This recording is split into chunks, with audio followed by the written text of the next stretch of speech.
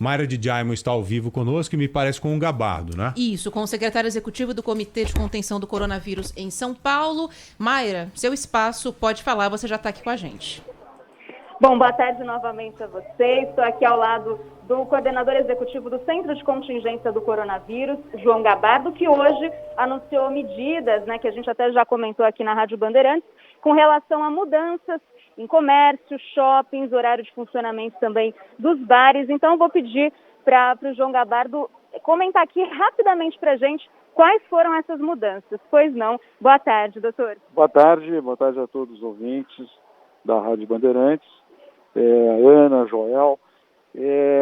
O governo do estado hoje anunciou as medidas que foram tomadas por solicitação do Centro de Contingência. O Centro de Contingência já tinha apresentado sua preocupação com esses locais onde há um risco maior de transmissão da doença, o que a gente chama de lazer noturno, que são os bares, restaurantes, festas noturnas, enfim, são locais onde há possibilidade de aglomeração, principalmente entre pessoas mais jovens, e isso tem aparecido em todas as nossas estatísticas, tem aumentado muito o número de internação nessa população mais jovem.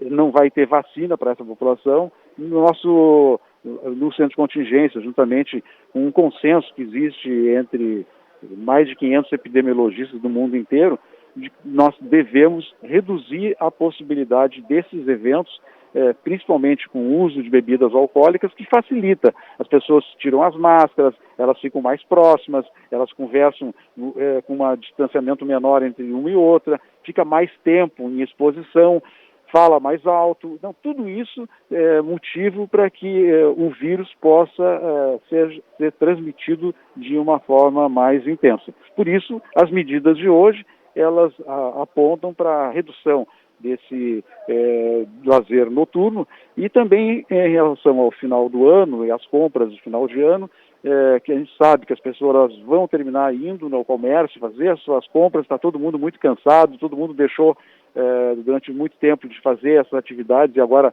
precisa fazer isso.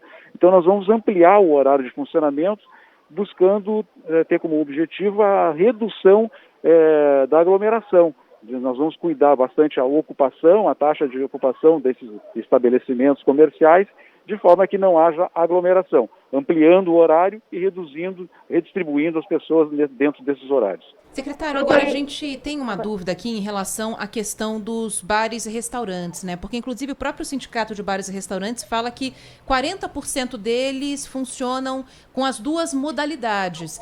E é uma coisa realmente difícil, né? De você separar de funcionamento de restaurante para bar especificamente. Como que a Prefeitura vai trabalhar com isso para fazer essa fiscalização? Aliás, o governo vai fazer essa fiscalização. Essa questão de conceituação e de separação entre bares e restaurantes, no nosso entendimento, ela está superada, porque as regras valem para ambas as situações.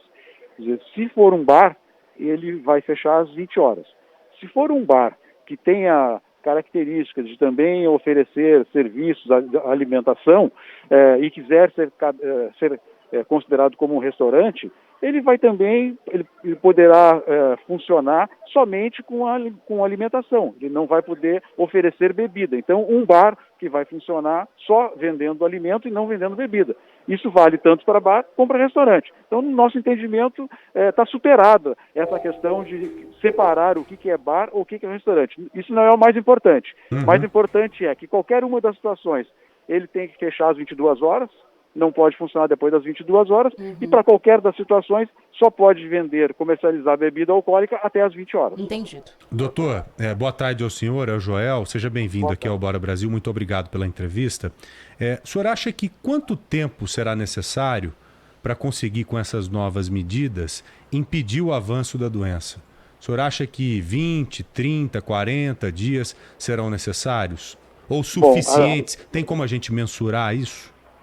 É muito difícil da gente fazer essa previsão de por quanto tempo isto pode ser necessário. O nosso decreto, ele vai ter a vigência de 30 dias e poderá ser prorrogado caso seja necessário. Agora, as medidas podem não ficar só nessas que foram anunciadas hoje. O processo de análise da situação, tanto da transmissão da doença, quanto da assistência hospitalar, disponibilidade de leitos, ela vai continuar sendo feita, monitorada diariamente, e se alguma região, hoje todas as regiões do estado estão no amarelo, agora se alguma região tiver indicadores que apontem para uma situação, uma classificação na fase vermelha, ela será reclassificada para a fase vermelha, a qualquer momento. Nós não vamos esperar chegar o dia 4 ou 5 de janeiro, que é quando vai ocorrer a nova reclassificação, para fazer retroceder nas medidas se uma região estiver com algum risco, seja o risco pela possibilidade de desassistência, redução da oferta de leitos ou pelo aumento descontrolado da própria pandemia. Inclusive, não, Mayra, pode falar. Eu ia comentar porque o doutor Gabardo já tinha adiantado para a gente essa possibilidade de ampliação do horário de comércio, o doutor Marcos Boulos falou para a gente também dessa possibilidade de restringir o horário de bares e que isso já tinha sido informado ao governo do estado há bastante tempo. Então, queria saber por que só agora essas medidas foram tomadas. As medidas foram encaminhadas pelo centro de contingência e o governo as adotou quando achou que era o momento propício. Hoje nós começamos a apresentação aqui na entrevista coletiva mostrando, comparando o país e comparando São Paulo com vários outros países da Europa e com os próprios Estados Unidos, mostrando que todos eles tomaram essas medidas numa situação em que a epidemia apresentava taxas muito mais elevadas, 4 ou 5 vezes maiores do que as taxas de São Paulo. Então, no nosso entendimento, elas foram tomadas com bastante antecedência. Nós não vamos chegar na situação que os países da Europa atingiram e os próprios Estados Unidos, nós estamos nos antecedendo a isso. Mas a nossa avaliação é que esse é o momento de fazer dar essas orientações. Não havia ainda indicadores que apontassem para a necessidade de tomar essas medidas há 2 ou 3 semanas atrás. Agora, secretário, em relação a regiões do estado em que o governo já está mais atento com essa possibilidade de uma possível regressão. Em algumas cidades a gente está com índices bem altos de ocupação de UTI, Guarulhos é uma delas, por exemplo, está com 84% de ocupação de UTI. 5 cidades da região metropolitana. Exatamente. Então, há alguma região onde o governo já está com alerta ligado de que essa regressão pode acontecer mais rápido? Então, nós divulgamos recentemente um número aí, acho que tinha mais de 62 cidades. 62 cidades, em que os indicadores já nos causavam uma certa preocupação. Mas mesmo essas cidades apresentando esses indicadores, a análise da região a qual ela está contida ainda estava com indicadores normais e que não nos mostravam necessidade de uma reclassificação. Mas vocês têm toda a razão. A gente continua fazendo esse monitoramento diariamente e pode ser a semana que vem, uma daqui a semana ou amanhã, se alguma região apresentar os indicadores do Plano São Paulo que necessitem a sua reclassificação para a fase vermelha, ela será tomada imediatamente. Nós não vamos deixar passar. Essas ações de agora, elas estão principalmente focadas, pelo que eu entendi, nos mais jovens, que são as pessoas mais difíceis de serem controladas. O senhor acha que essas ações têm condição de impor limites nessa faixa etária, ou o senhor acha que há alguma medida que deverá entrar em prática nos próximos dias para impor esse limite, se isso não for suficiente agora, se esses limites agora não forem suficientes?